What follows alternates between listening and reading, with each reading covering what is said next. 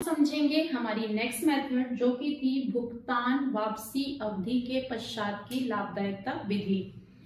तो उसके लिए हमारा सवाल जो है ये दिया हुआ है, उदाहरण के द्वारा हम उस विधि को समझेंगे कि एक कंपनी एक मशीन क्रय करने पर विचार कर रही है।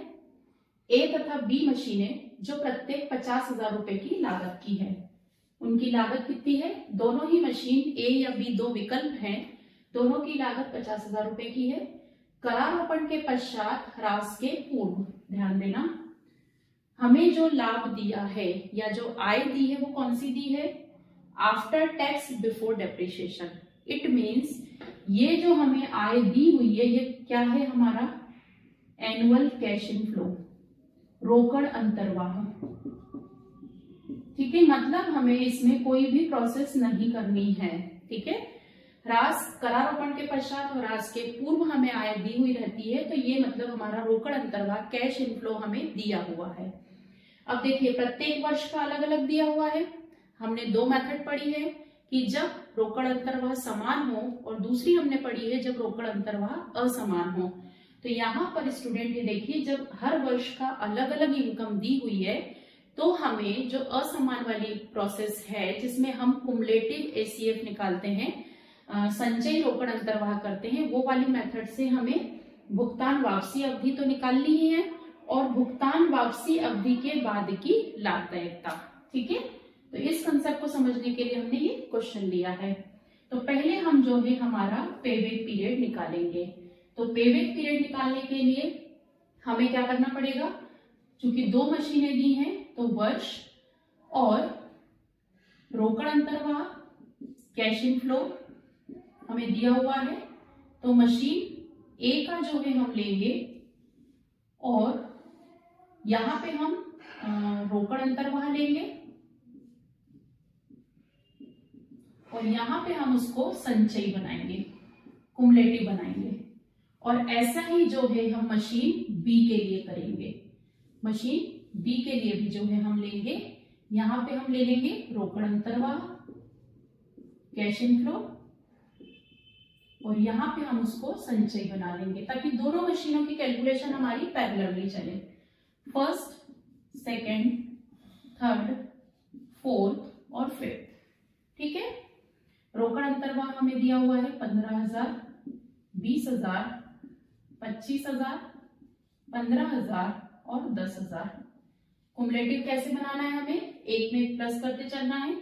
पहला जो है हमारा 15,000 रुपए कमाए हमने, फिर दूसरे साल का भी ऐड कर दिया तो हमारे कितने हो गए? 35,000 रुपए। फिर हमने इसको भी जोड़ लिया तो ये कितने हो गए? 60,000 रुपए। फिर हमने इसको भी ऐड कर लिया तो 75,000 और 75,000 में 10,000 और जोड़ दिए तो 85,000 रुपए।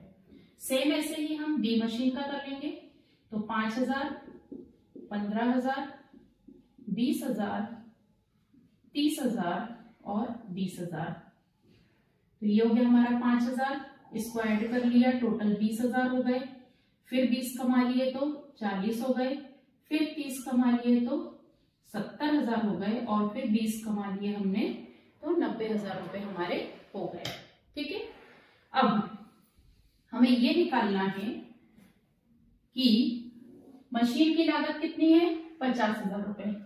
50,000 रुपए हमारे कितने समय में वापस आए?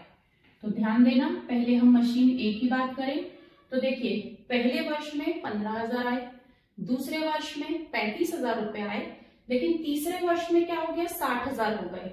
जबकि हमको ये देखना है कि हमारे 50,000 रुपए जो है कितने वर्ष में वापस आए।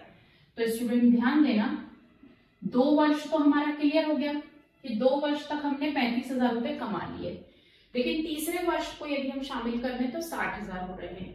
लेकिन हमें तो क्या निकालना है कि 50,000 रुपए जो है वह कितने समय में हुए। तो ध्यान देना, देखिए 35,000 हो चुके हैं, हमें कितने रुपए कम पड़ रहे हैं? 15,000 रुपए कम पड़ रहे हैं। ध्यान देना, ठीक है, 50,000 रुपए है, 35,000 रुपए तो 2 वर्ष में हमने कमा लिए, तो हमें कितने रुपए कम पड़ रहे हैं? 15,000 रुपए। तो 25,000 रुपए जो है उसने कितने समय में कमाए? 12 महीने में। ये 25,000 रुपए जो है तीसरे साल के पूरे 12 महीने में कमाए। तो 15,000 रुपए जो है वह कितने महीने में कमाएगा। यह हमें इक्वेशन जमानी होगी कि 25,000 रुपए जो है उसने 12 महीने में कमाए, तो 15,000 रुपए जो है वह कितने माह में कमाएगा। तो हमारी जो है कैलकुलेशन के हिसाब से हम क्या करेंगे, 15,000 गुणित 12 बटे 25,000। समझ में आया आपको इक्वेशन? ये कैंसिल कर लिया, 5 से काट लेते हैं, अभी कैंसिल नहीं होगा ना, तो ये हो जाएगा मशीन ए का 2 वर्ष और ये हो गया आपका प्लस 36 बटे 5।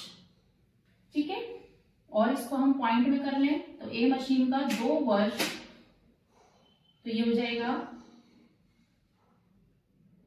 7.2 माह। क्लियर? तो ये हमारा क्या निकला, ए मशीन का कितने वर्ष में पैसा वापस आया। अब फिर से बी मशीन में हम समझ लें, बी मशीन की लागत भी कितनी है, 50,000 रुपए। हमें ये देखना है कि बी मशीन से 50,000 रुपए कितने समय में वापस आ रहे हैं। तो देखिए, पहले वर्ष में 5,000 मिले, दूसरे में 20 हो गए, 40 हो गए, और चौथे वर्ष में जो है वो 70 हो गए। यहाँ 40 है लेकिन यहाँ 70 हो गए। हमको तो कितने का हिसाब देखना है, 50,000 रुपए जो है कब आए। तो स्टूडेंट देखिए, 3 वर्ष में 40,000 रुपए मिल गए, ये यहाँ तक। अब हमें कितने रुपए और देखना है, तो 40,000 रुपए हम देख चुके हैं, जबकि 50,000 का हिसाब चेक करना है तो 10,000।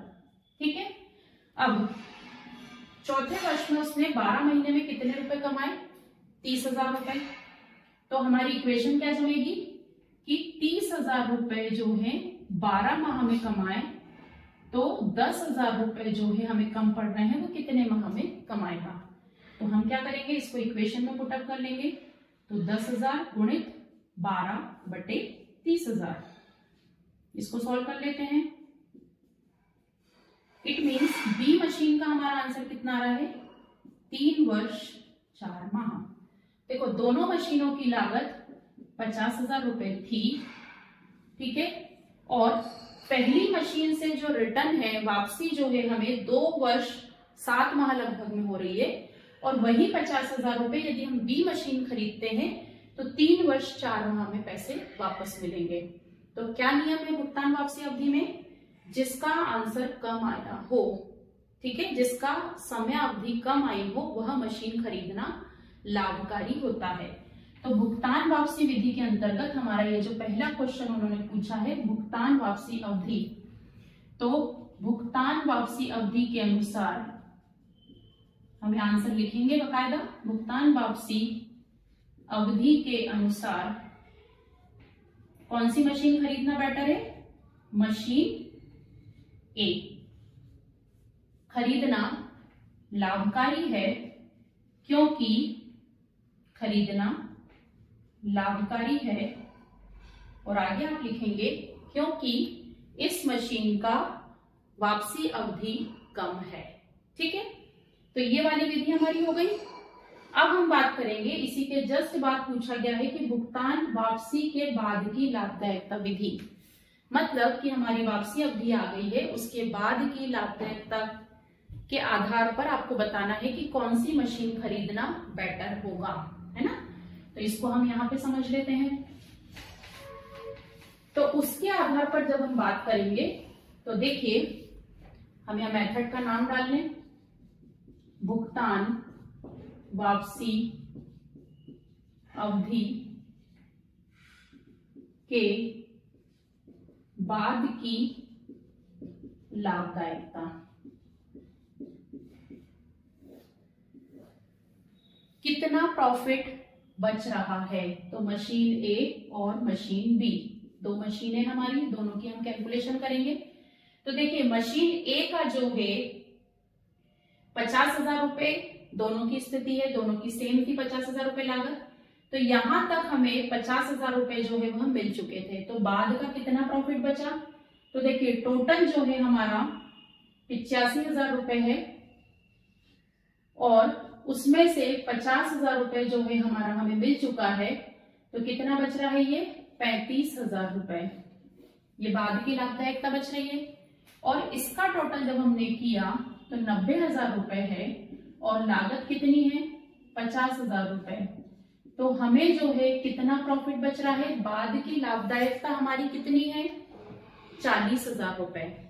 तो यदि हम इस विधि के अनुसार आंसर दें बाद की लाभदायकता के आधार पर, दोनों ही मशीन को 5-5 साल हुए, दोनों ही मशीन पर 50,000 रुपए लगाए, लेकिन यदि हम इस विधि के आधार पर आंसर देंगे तो जिसमें लाभ ज्यादा बच रहा है, किसमें लाभ ज्यादा बच रहा है 40,000 रुपए मशीन बी में। तो इस विधि के आधार पर जब हम आंसर करेंगे तो हम क्या लिखेंगे कि मशीन बी को खरीदना लाभकारी है क्योंकि इसमें हमें लाभ ज्यादा हो रहा है।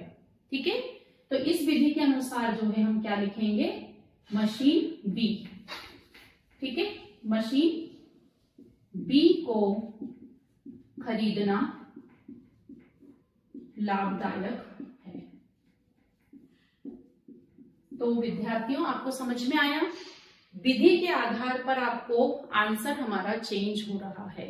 तो हमें कौन सी विधि के अनुसार प्राथमिकता रखनी है और मशीन खरीदनी है, उस विधि को ध्यान में रखकर आप अपना आंसर लिखेंगे।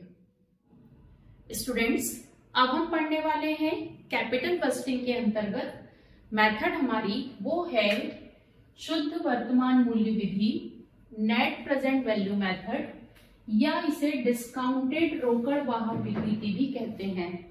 तो हम इस पर डिस्कशन आज करने वाले हैं। तो इसके अंतर्गत स्टूडेंट जो हमने पीबीपी मेथड देखी, पुनर्भुगतान अवधि हमने देखी, तो इसमें रुपए की जो वर्तमान मूल्य होता है उसमें जो परिवर्तन होता है उसको इग्नोर किया गया है। तो इस विधि के अंतर्गत, ये जो विधि है शुद्ध वर्तमान मूल्य विधि के अंतर्गत, जो संपत्ति के मूल्य में और रुपए के मूल्य में जो परिवर्तन होता है, हर वर्ष के साथ उसकी वैल्यू में जो परिवर्तन होता है, उस फैक्टर को ध्यान में रखकर डिसीजन लिया जाता है। उदाहरण के लिए, जैसे हमने भूमि आज खरीदी 1 लाख रुपए की, तो क्या भूमि की दूसरे साल में वैल्यू 1 लाख रुपए रहेगी? नहीं, कुछ ना कुछ उसमें परिवर्तन आएगा। सेकेंड ईयर में फिर उसमें परिवर्तन आएगा। तो पुनर्भुगतान अवधि के अंतर्गत हम उस फैक्टर को ध्यान नहीं रखते हैं।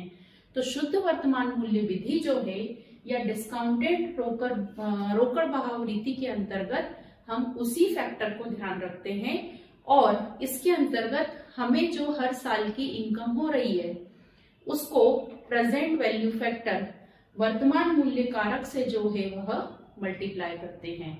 तो अब हम उदाहरण के द्वारा इस विधि को समझेंगे और इस विधि के अंतर्गत कौन सी मशीन खरीदना उचित है या लाभदायक है उस पॉइंट को समझेंगे। तो स्टूडेंट, यहाँ पे हमें जो है क्वेश्चन दिया हुआ है कि संजय एंड कंपनी 2 विनियोग प्रस्तावों पर विचार कर रही है। ये हमने आशय में भी समझा है कि प्रस्ताव रहते हैं बहुत सारे, उसमें से हम चूज करते हैं जिनमें प्रारंभिक विनियोग 1,80,000 रुपए की आवश्यकता है। ये क्या हो गया हमारा इन्वेस्टमेंट, हम हमारा पैसा 1,80,000 रुपए लगाना चाहते हैं। पूंजी की लागत 8% है। पूंजी की लागत मतलब हम जो पैसा 1,80,000 रुपए इकट्ठा करेंगे उसको हो सकता है हम लोन लें, किसी रिश्तेदार से लें, तो हमें ब्याज के तौर पे 8% देना रहेगा। शुद्ध वर्तमान मूल्य विधि या डिस्काउंटेड रोकड़ बहाव रीति का प्रयोग करते हुए यह बताइए कि कौन सा प्रस्ताव लाभप्रद है। यह हमें वर्ष दिए हुए हैं और ये जो है प्रस्ताव ए का हमें एनुअल कैश फ्लो मतलब रोकड़ अंतर्वाह जो है वह दिया हुआ है और ये प्रस्ताव बी का रोकड़ अंतर्वाह दिया हुआ है। और ये जो है इसमें प्रेजेंट वैल्यू फैक्टर, वर्तमान मूल्य कारक जो है हमें दिया हुआ है। ठीक है, तो ये क्वेश्चन में हमेशा गिवन रहेगा हमको। अब जो है हम इसको सॉल्व कैसे करेंगे उसको समझ लें। तो इसको सॉल्व करने के लिए स्टूडेंट हम जो है पहले कॉलम बनाएंगे। ये हमारा कॉलम रहेगा पहले ईयर का, फिर प्रपोजल ए, प्रस्ताव ए और प्रस्ताव बी। ये 2 प्रस्ताव है हमारे पास, ईयर कॉमन चलेंगे। फिर प्रस्ताव ए के अंतर्गत हम कॉलम बनाएंगे। एक तो हमारा एनुअल कैश इनफ्लो, रोकड़ अंतर्वाह, और फिर पीवीएफ, प्रेजेंट वैल्यू फैक्टर, और यहां पे हम बनाएंगे क्या, वर्तमान मूल्य, या इसको डिस्काउंटेड या कटौती मूल्य भी कहते हैं, कटौती मूल्य। ठीक है, इसी तरीके से हम मशीन बी के लिए प्रस्ताव बी के लिए भी जो है हम कॉलम बनाएंगे।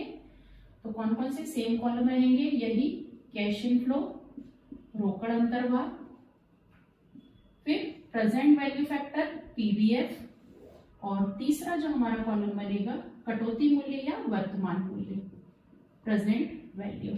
ठीक है, अब जो है ईयर हमें कितने दिए हुए हैं, 7 इयर्स दिए हुए हैं, 1 2 3 4 5 6 और 7। प्रस्ताव ए की रोकड़ अंतर्वाह कैश इनफ्लो हमें कितना दिया हुआ है, 30,000, 50,000, 60,000, 65,000, 40,000, फिर दिया है 30,000 और फिर दिया है हमें 16,000 रुपए। ठीक है, फिर हमें वर्तमान मूल्य कारक जो है वो दिए हुए हैं, इसको हम लिख लेंगे 0.926, 0.857, 0.794, 0.735, 0.681, 0.630 और 0.583। ये हमें प्रेजेंट वैल्यू फैक्टर दिए हुए हैं। मतलब 1 रुपए की वैल्यू 8% की दर से यदि हम पैसा लगाते हैं तो 1 वर्ष में कितनी वैल्यू रहेगी उसकी, 1 रुपए की वैल्यू 0.926, तो 30,000 की वैल्यू क्या रहेगी। तो हम जो है मतलब इस विधि के अंतर्गत जो कैश इनफ्लो होता है उसमें हम प्रेजेंट वैल्यू फैक्टर का गुणा कर देते हैं। तो वही चीज हम कर रहे हैं, हम क्या करेंगे, 30,000 मल्टीप्लाई 0.926, तो ये आ रहा है 27,780। सिंपली हमें इसे मल्टीप्लाई करना है। ऐसे हम कर लेंगे फिर 50,000 मल्टीप्लाई बाय 0.857, 42,850। देन फिर 60,000 मल्टीप्लाई बाय 0.794, तो ये आ रहा है 47,640। तो हम सिंपली इन जो रोकड़ अंतर्वाह है उसका गुणा कर रहे हैं प्रेजेंट वैल्यू फैक्टर में। फिर है 65,000 इंटू 0.735, 47,775। फिर है 40,000 मल्टीप्लाई बाय 0.681, 27,240। देन फिर 30,000 मल्टीप्लाई 0.630, 18,900। और फिर है 16,000 मल्टीप्लाई बाय 0.583, 9328। ये जो है हमने हमारी ये जो रोकड़ अंतर्वाह पहले साल दूसरे साल का जो अलग अलग हुआ है उसको प्रेजेंट वैल्यू फैक्टर से मल्टीप्लाई कर लिया है। देन हम इन सबको ऐड कर लेंगे। ठीक है, तो इन सबको हम ऐड कर लेंगे तो ये हो जाएगा 27,780 plus 42,850 plus 47,640 plus 47,775 plus 27,240 plus 18,900 plus 9,324। तो ये हमने प्लस कर लिया, तो ये आ रहा है हमारा 2,21,513।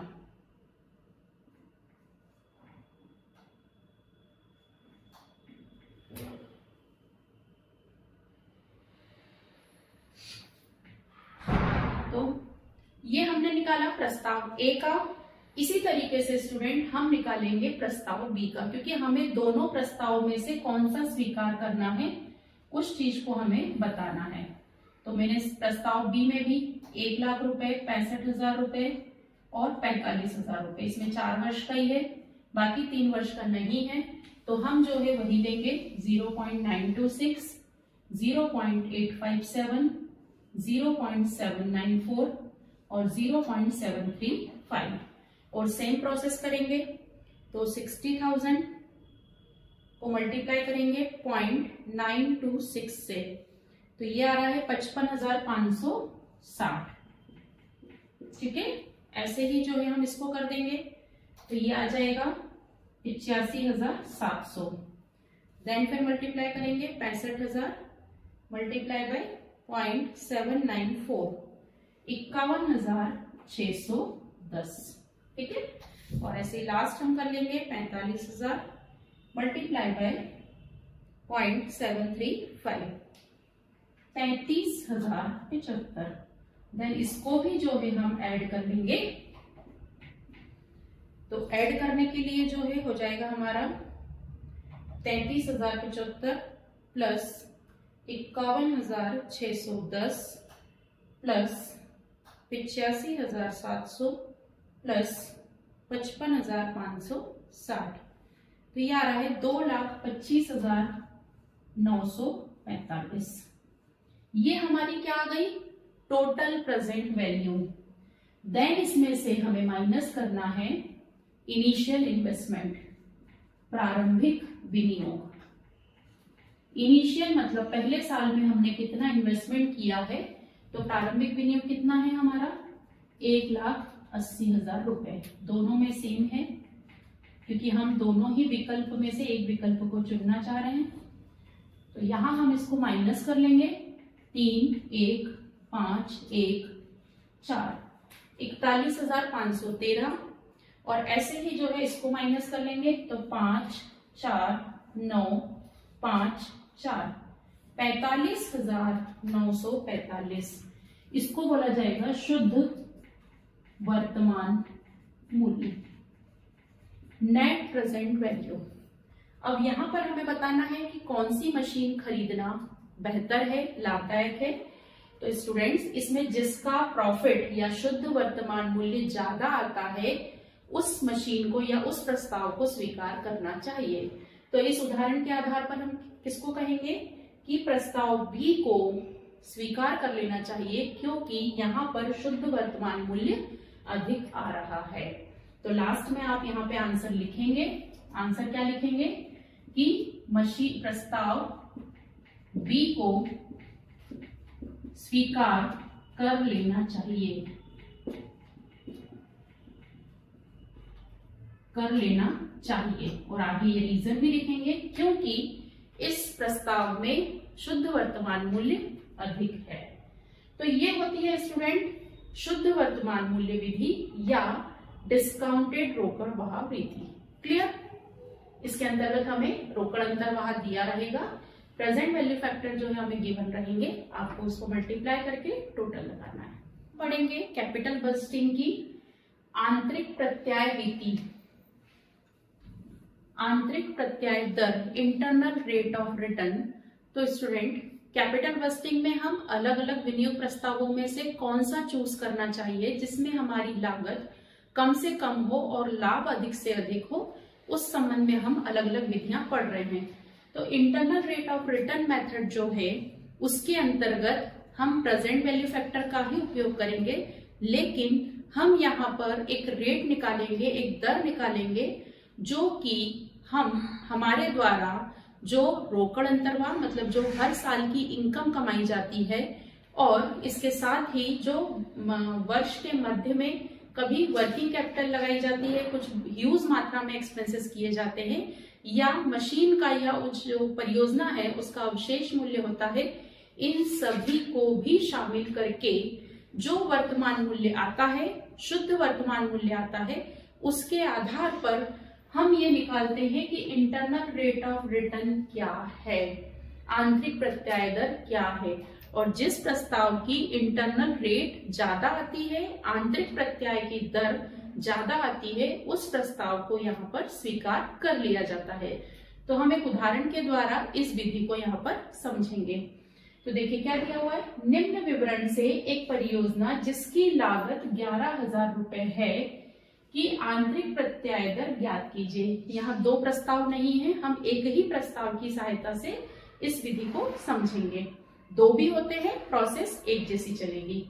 वर्ष दिए हुए हैं, वार्षिक बचत मतलब क्या दिया हुआ है हमें, रोकड़ अंतर्वाह, कैश इनफ्लो, ठीक है, ये हमें दिया हुआ है कि हर साल हमारी इनकम इतनी होती है।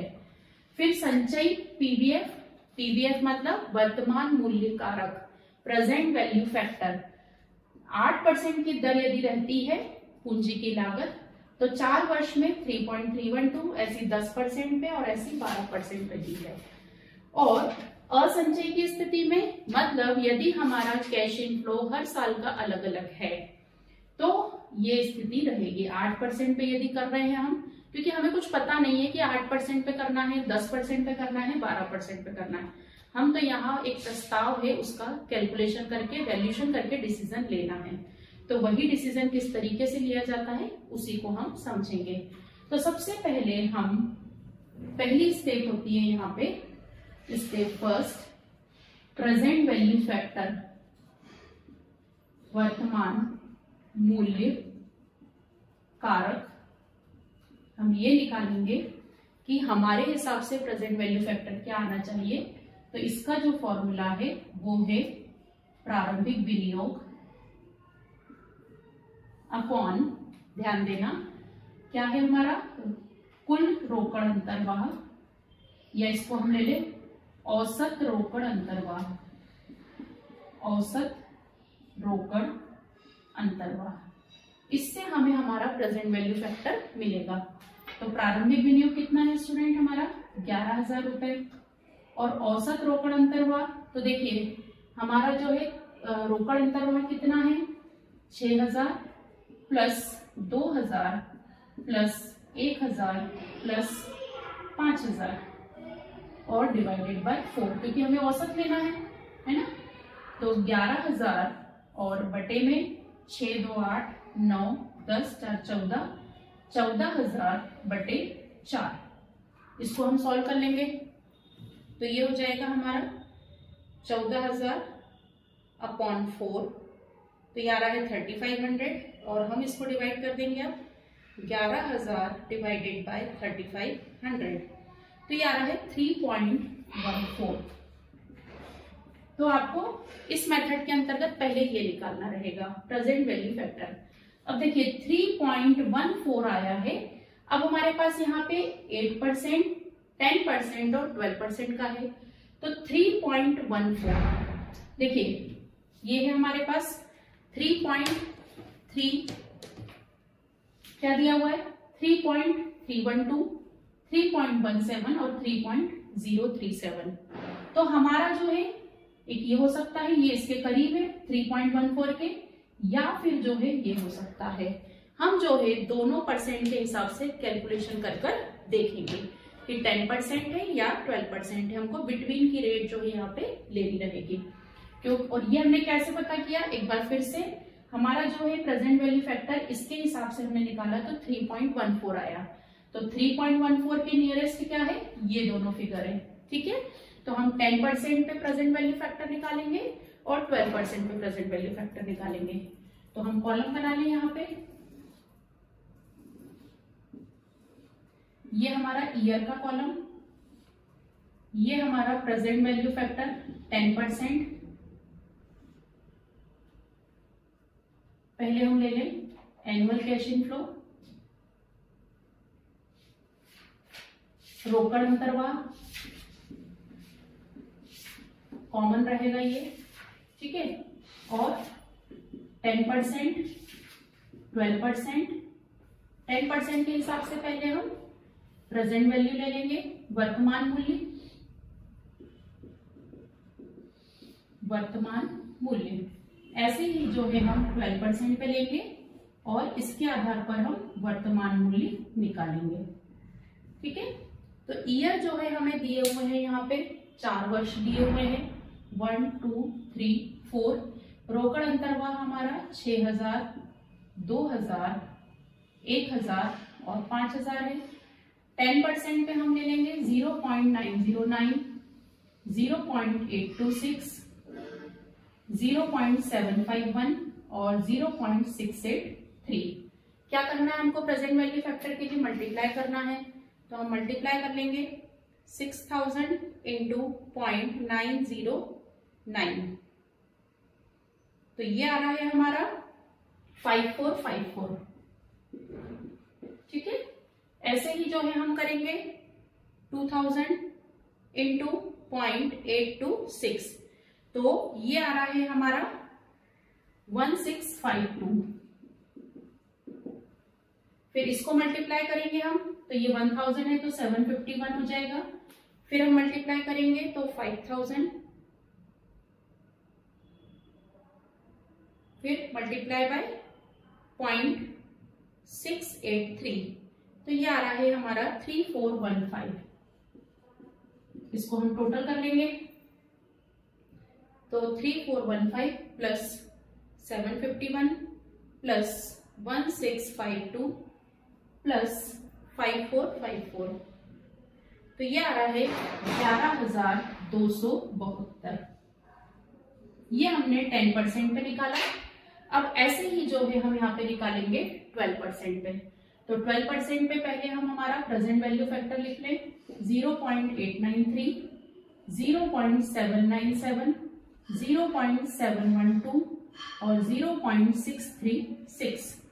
हम फिर वापस हमारे कैश इनफ्लो में मल्टीप्लाई करेंगे, लेकिन अब इस फिगर का, तो ये हो जाएगा 6000 मल्टीप्लाई 0.893, तो ये आ रहा है 5358। फिर हम करेंगे 2000 इंटू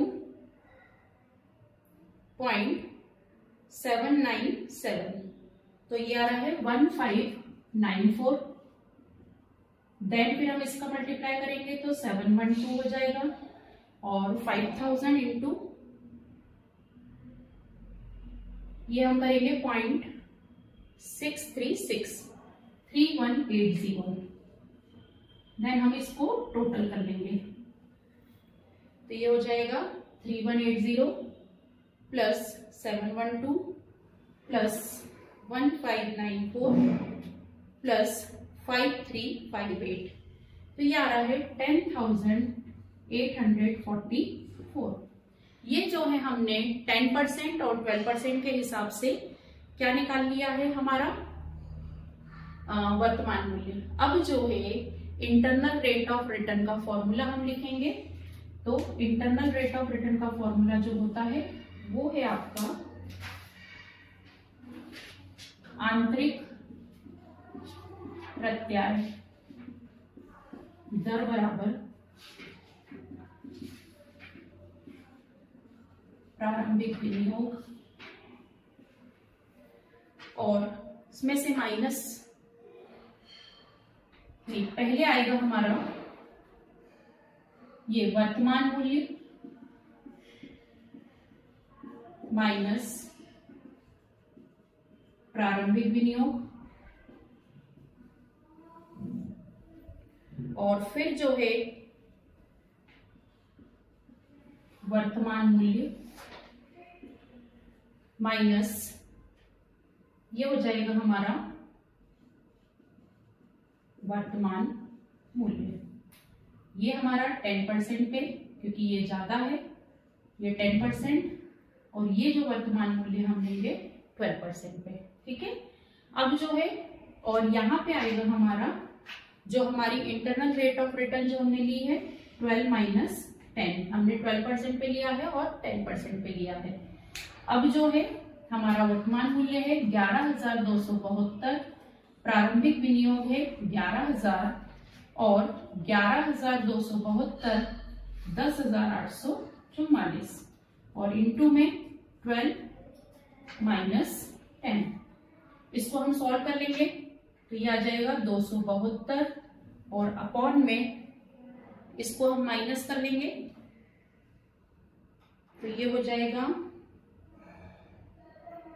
11,272 माइनस 10,844, तो ये आ रहा है हमारा 428, और मल्टीप्लाई में 2, तो इसको सॉल्व कर लेंगे,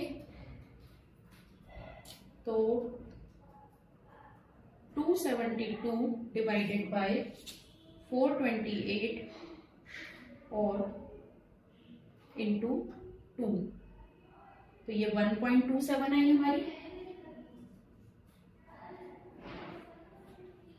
और हमारा जो 10% बेस था उसको हम प्लस कर देंगे 10%, तो हमारी इंटरनल रेट ऑफ रिटर्न जो है वह 11.27। क्योंकि स्टूडेंट्स आप देखिए 3.14 हमारा जो है प्रेजेंट वैल्यू फैक्टर आया था, और हमें अब ये निकालना था कि 3.14 जो है वह इन दोनों में से एक्चुअल रेट क्या है, क्योंकि ये तो 3.17 है और ये है 3.037। तो हमें ये देखना था कि ये जो है रेट किसके बीच में होगी, 10 और 12 के बीच की होगी, तो वो एक्चुअल रेट हमें यहाँ पे निकालनी थी। तो यहाँ जो है हमें प्रेजेंट वैल्यू फैक्टर निकाला हमने, और फिर जो है 10% के हिसाब से हमारा वर्तमान मूल्य 11,272 आया और 12% के हिसाब से 10,844 आया। तो इस तरीके से हम इसको सॉल्व करेंगे। तो ये होती है हमारी आंतरिक प्रत्याय दर, जिसके अंतर्गत हम पूंजी वस्तन का प्रस्ताव स्वीकार करना चाहिए और नहीं करना चाहिए उसका डिसीजन लेते हैं। स्टूडेंट्स, अब हम देखने वाले हैं कैपिटल बस्टिंग के अंतर्गत लास्ट मेथड जो है वो है हमारी विनियोग पर प्रत्याय दर या औसत विनियोग पर प्रत्याय दर। इस मेथड को हम एक उदाहरण की सहायता से समझेंगे, हम इसका मीनिंग समझ लें। इसके अंतर्गत जो एनालिसिस की जाती है या किसी प्रस्ताव का डिसीजन लिया जाता है, उसमें उस विनियोग पर उसे कितना रिटर्न मिल रहा है, कितने प्रतिशत से उसको इनकम हो रही है, उस आधार पर डिसीजन दिया जाता है। और जिस प्रस्ताव में रेट या दर औसत विनियोग पर या विनियोग पर दर ज्यादा आती है, उस प्रस्ताव को स्वीकार किया जाता है। ठीक है, तो विनियोग पर प्रत्याय मतलब हमने जो पैसा लगाया है उस पर हमें कितने प्रतिशत की दर से पैसा वापस मिल रहा है।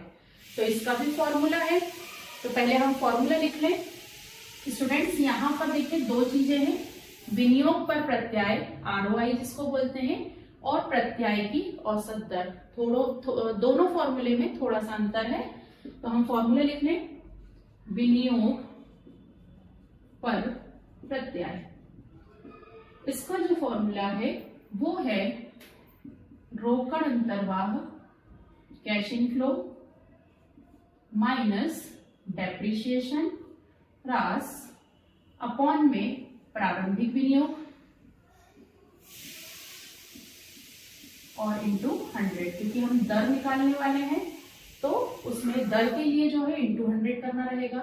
और यदि इसी चीज को हम ARR बोले, औसत प्रत्याय दर, तो इस फॉर्मूले में क्या चेंज हो जाएगा, ऊपर का जो है हमारा सेम रहेगा, रोकड़ अंतर्वाह माइनस ह्रास और बटे में आएगा औसत विनियोग और मल्टीप्लिकेशन में इंटू 100। तो ये फॉर्मूला जो है हमें ध्यान रखना है। ठीक है, अब विनियोग पर प्रत्याय, तो यहां देखिए स्टूडेंट हमें क्या क्या दिया हुआ है। अब हम क्वेश्चन को रीड कर लें। राहुल लिमिटेड के पास 2 परियोजनाओं के संबंध में निम्नलिखित विवरण है। 2 प्रोजेक्ट है उनके पास, ये है प्रोजेक्ट ए और ये है प्रोजेक्ट बी। प्रारंभिक विनियोग एक में कर रहे हैं 1,20,000 और दूसरे में कर रहे हैं 3 लाख। आर्थिक जीवन काल मतलब जो भी वो मशीन खरीदेंगे या जो भी विनियोग करेंगे, इसका 8 ईयर से और इसका 10 ईयर से। और जो एनुअल इनकम है, वार्षिक संचालन बचत जो है सॉरी वो है 24,000 और 45,000। उपर्युक्त विवरण के आधार पर विनियोग पर प्रत्याय तथा प्रत्याय की औसत दर निकालिए और यह भी बताइए कि कौन सी परियोजना अधिक अच्छी है, और ह्रास डेप्रिसिएशन सीधी रेखा पद्धति से निकालिए। ठीक है, तो हमारे पास फॉर्मूला लिखा हुआ है। हम मशीन ए और प्रोजेक्ट ए और प्रोजेक्ट बी के लिए जो है अलग अलग कैलकुलेशन करेंगे। तो यहाँ पे हो गया आपका रोकड़ अंतर्वाह, हमें कितना दिया हुआ है, रोकड़ अंतर्वाह स्टूडेंट वो होता है कि annual income cash in flow. ठीक है, तो बचत और कैश इन फ्लो दोनों सेम है, तो 24,000। इसमें से हमें माइनस करना है डेप्रिसिएशन, तो सीधे रेखा पद्धति के अंतर्गत डेप्रिसिएशन का फॉर्मूला जो है वो क्या होता है, 1,20,000 संपत्ति की लागत बटे संपत्ति का जीवन काल। और यदि हमें स्क्रैप वैल्यू दी है, अवशेष मूल्य दिया रहता तो हम उसको घटा देते, पर यहाँ पे नहीं है। तो हमारा डेप्रिसिएशन, सॉरी इसका पहली मशीन का 8 ईयर्स है, तो डेप्रिसिएशन जो है हमारा डिवाइड करेंगे तो 15,000 रुपए आएगा। ठीक है, तो 24,000 माइनस 15,000 अपॉन प्रारंभिक विनियोग कितना है इसमें, 1,20,000 और इंटू 100। हम इसको सॉल्व कर लेंगे तो ये हो जाएगा 9,000 इंटू 100 अपॉन 1,20,000, 30,30,80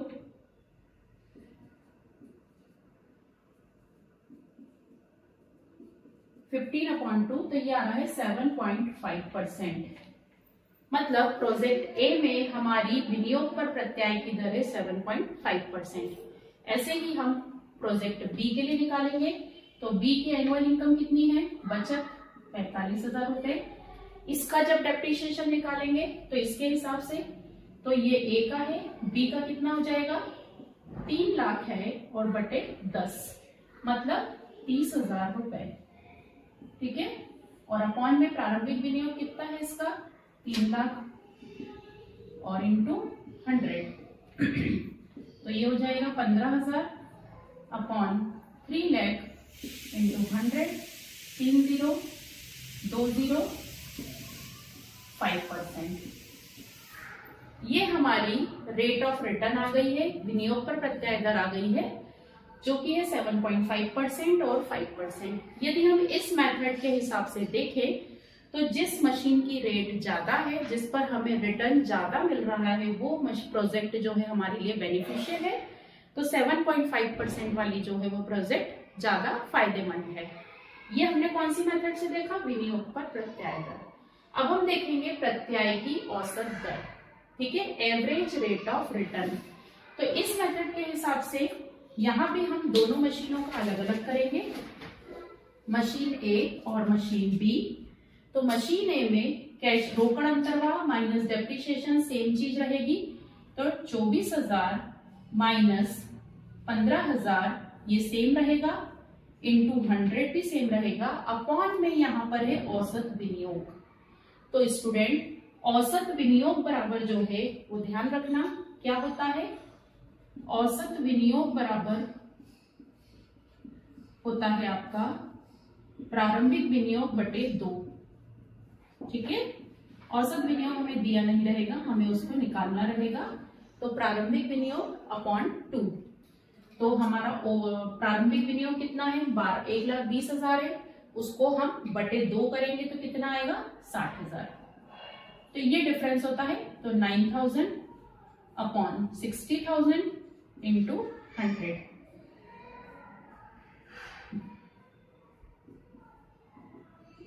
तो ये आ रहा है 15%। क्लियर। सेम चीज हम प्रोजेक्ट बी के लिए करेंगे। तो यहाँ पे हमारी इनकम है 45,000, डेप्रिसिएशन हमारा जो था 30,000, ठीक है, इंटू 100 हमारा रह गई। और अपॉन में हमें ध्यान रखना है कौन सा लेना है, औसत विनियोग। तो प्रारंभिक विनियोग है 3 लाख, 3 लाख बटे 2 करेंगे आप, अपॉन 2 करेंगे तो कितना आएगा, 1,50,000, 1,50,000। तो ये हो गया 15,000 गुणित 100 बटे 1,50,000।